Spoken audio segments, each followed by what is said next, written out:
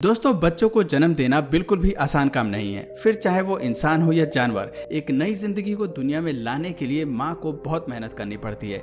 हालांकि जब बात इंसानों की होती है तो चीजें थोड़ी सिंपल होती हैं, लेकिन कई सारे जानवरों को इस दुनिया में आने के लिए काफी कुछ झेलना पड़ता है। और सिर्फ इस दुनिया में आने के लिए ही नहीं, बल्कि जन्म लेने के बाद भी उनकी जिंदगी और मौत के बीच जंग चलती रहती है। यकीन नहीं आता तो आज की हमारी इस वीडियो में अंत तक बने रहिएगा, क्योंकि आज हम आपको जानवरों के अपने बच्चों को जन्म देने के कुछ ऐसे तरीके दिखाएंगे जिन्हें देखकर आपके होश उड़ जाएंगे। Colossal Kiwis. आपने एक से बढ़कर एक बर्ड्स के बारे में तो जरूर सुना होगा, लेकिन न्यूजीलैंड में रहने वाले कीवी बर्ड्स बाकी बर्ड्स की तरह बिल्कुल भी नहीं है। सबसे पहली चीज तो इन बर्ड्स को उड़ना नहीं आता, और दूसरी बात, जब ये बर्ड्स अंडा देती हैं तो जमीन के नीचे करीब 30 दिनों तक खुद को छुपा लेती हैं, ताकि इसे अंडा प्रोड्यूस करने का एक अच्छा खासा टाइम मिल सके। वैसे इनका अंडा कोई ऐसा वैसा अंडा नहीं होता। कीवी बर्ड्स के अंडे का साइज माँ के साइज के हिसाब से बहुत ज्यादा बड़ा होता है। आप इतना समझ लीजिए कि कीवी के शरीर का 25% वजन तो केवल अकेले अंडे का होता है। और अगर इंसान इस हिसाब से जन्म देने लग जाए तो समझिए एक माँ डायरेक्ट अपने 4 साल के बच्चे को जन्म देगी। प्रेगनेंसी के टाइम पर कीवी मदर की बॉडी के ऑर्गन्स इतने ज्यादा कंप्रेस होते हैं कि मादा कीवी प्रेगनेंसी के आखिरी दिनों में कुछ खा भी नहीं पाती। लेकिन माँ के द्वारा की गई पूरी मेहनत सफल होती है, क्योंकि जब अंडे में से बच्चा बाहर निकलता है तो वो पूरी तरह से ग्रो कर चुका होता है और भागकर खुद को शिकारी जानवर से बचाने में भी सक्षम होता है। Painful porcupine. अब दोस्तों, पॉर्क्यूपाइन के बारे में तो आप सभी जानते ही हैं कि ये कितने खतरनाक किस्म के जानवर हैं, जिनके शरीर में कांटे लगे होते हैं।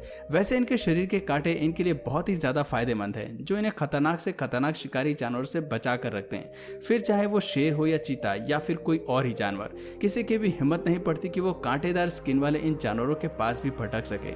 और अगर कोई गलती से भी इन पर वार करने की कोशिश करता है तो उसका अंजाम कुछ इस तरह भुगतना पड़ता है।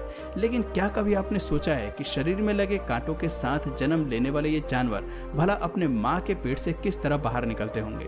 वैसे तो जब बेबी पॉर्क्यूपाइन अपनी माँ के पेट में होता है तो उसके ये कांटे काफी नरम होते हैं, ठीक बाल की तरह। लेकिन जैसे ही एयर के कांटेक्ट में आते हैं, इनके ये कांटे बिल्कुल सख्त हो जाते हैं। और इस कंडीशन में जब माँ अपने बच्चे को जन्म देती है तो बच्चों के शरीर के कांटे उसे बहुत जोर से चुभते हैं। अब इसमें कितना दर्द होता होगा, इसका अंदाजा अब खुद लगा लीजिए। Dangerous dwarf crocodiles. जब कभी भी हम अंडों के बारे में सोचते हैं तो हमारे दिमाग में नॉर्मली बर्ड्स वगैरह ही आते हैं, पर दोस्तों कई सारे रेप्टाइल्स भी अंडे देते हैं, जिनमें से एक छोटे साइज के मगरमच्छ हैं। अब ये दिखने में भले ही खतरनाक लगे, लेकिन इनके बच्चे बहुत प्यारे होते हैं। एक मादा क्रोकोडाइल करीब 10 बच्चों को एक बार में जन्म देती है, और शिकारी जानवरों से बचाकर रखने के लिए इन्हें पानी की लहरों के बीच में छुपाकर रखा जाता है।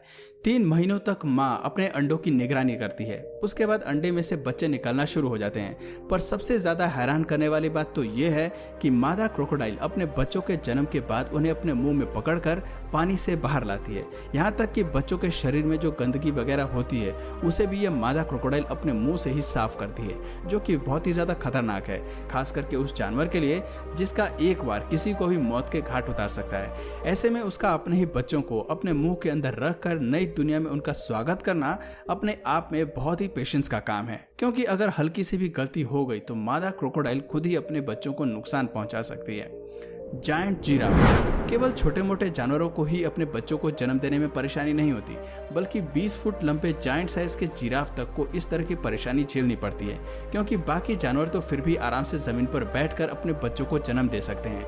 लेकिन जब बात जिराफ की आती है तो ये अधिकतर खड़े होकर अपने बच्चों को जन्म देते हैं। ऊपर से जो बेबी जिराफ होते हैं वो हम इंसानों की तरह हैं, अपने सिर की तरफ से वो बाहर निकलते हैं। इस कंडीशन में बेबी जिराफ 15 महीने बाद जब अपनी माँ की कोख से निकलकर जमीन पर गिरते हैं तो ये डायरेक्ट सिर के बल जमीन पर गिरते हैं, वो भी 6 फुट की हाइट से। अब अगर इंसान के नवजात बच्चे को 6 फुट की हाइट से नीचे गिरा दिया जाए तो बहुत बड़ी प्रॉब्लम हो जाएगी। लेकिन जिराफ के लिए ये चीज बेनिफिशियल रहती है, क्योंकि जब ये झटका खाकर जमीन पर गिरते हैं तो इनकी बॉडी एक्टिव हो जाती है, और जन्म के कुछ देर बाद ही बेबी जिराफ अपनी माँ के साथ चलना फिरना शुरू कर देते हैं। Red crabs. दोस्तों, हर साल क्रिसमस आइलैंड पर लाखों करोड़ों की संख्या में रेड क्रैब्स किनारे पर आते हैं, और नर के साथ संबंध बनाने के बाद फीमेल्स एक बार में करीब 1 लाख अंडों को 2 हफ्तों तक अपने अंदर रखती है। उसके बाद मादा क्रैब उन्हें जन्म देती है। और ऐसा करने के लिए फीमेल समुद्र के पास जाती हैं और पानी की लहरों से टक्कर खाते ही अंडों के अंदर जो लार्वा होता है वो अंडों से निकलना शुरू हो जाता है और यहीं से फीमेल्स का काम खत्म हो जाता है, क्योंकि अंडे से निकलने के बाद ये छोटे छोटे लाल रंग के केकड़े अपने आप ही पानी में फ्लो करने लगते हैं। जाहिर सी बात है कि सभी अंडे तो जिंदा नहीं रह पाते हैं, इनमें से बहुत कम ही ऐसे होते हैं जो अपने आप को जिंदा रखने में सक्षम होते हैं और जो जिंदा रहते हैं वो अपने ग्रुप के साथ हर साल क्रिसमस आइलैंड पर फिर से अपनी जनसंख्या को बढ़ाने पहुंच जाते हैं।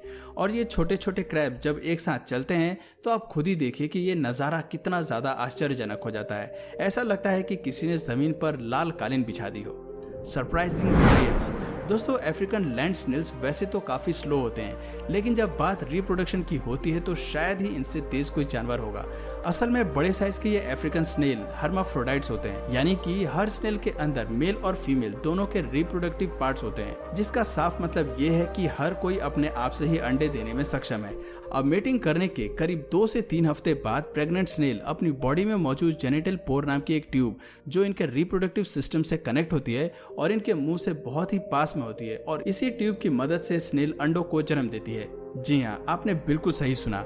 इनका मुंह, आंख और अंडे देने वाला ट्यूब सब कुछ आपस में इतने ज्यादा नजदीक होते हैं कि जब ये अंडे देते हैं तो नजारा बहुत ही ज्यादा आश्चर्य में डालने वाला होता है। और सिर्फ इतना ही नहीं, ये स्नेल्स एक बार में करीब 500 के करीब में अंडे देते हैं, जो कि काफी बड़ी क्वांटिटी है। Goats and pigs. हमें पता है कि कई सारे लोगों ने बकरी के बच्चों को जन्म लेते तो देखा ही होगा, लेकिन इन्हें जन्म लेते हुए देखना और इनके बारे में जानना 2 अलग अलग चीजें हैं।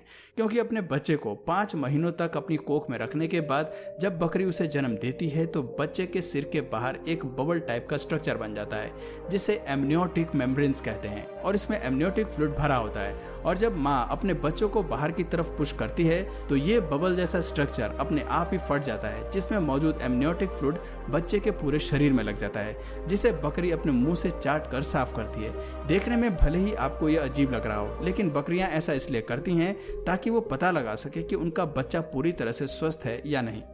Crazy kangaroo. दोस्तों, अब भला ऑस्ट्रेलिया में रहने वाले कंगारू के बारे में किसे नहीं पता होगा। उछल कूद करने वाले ये जानवर बहुत ही ज्यादा फेमस हैं, पर उससे भी ज्यादा इनका बर्थ गिविंग प्रोसेस फेमस है, जहां कई लोगों को ये एक गलत फहमी है कि कंगारू के बच्चे उसके पाउच में पैदा होते हैं, जबकि ऐसा बिल्कुल भी नहीं है। दोस्तों, असल में जब कंगारू का बच्चा करीब 33 दिनों का हो जाता है तो उसका साइज मटर के दाने जितना हो जाता है, लेकिन इस कंडीशन में कंगारू का बच्चा बहुत ही ज्यादा छोटा होता है, यहाँ तक कि उसके शरीर में स्किन ठीक तरह से कवर नहीं रहती, ना ही उसे कुछ दिखाई और सुनाई देता है।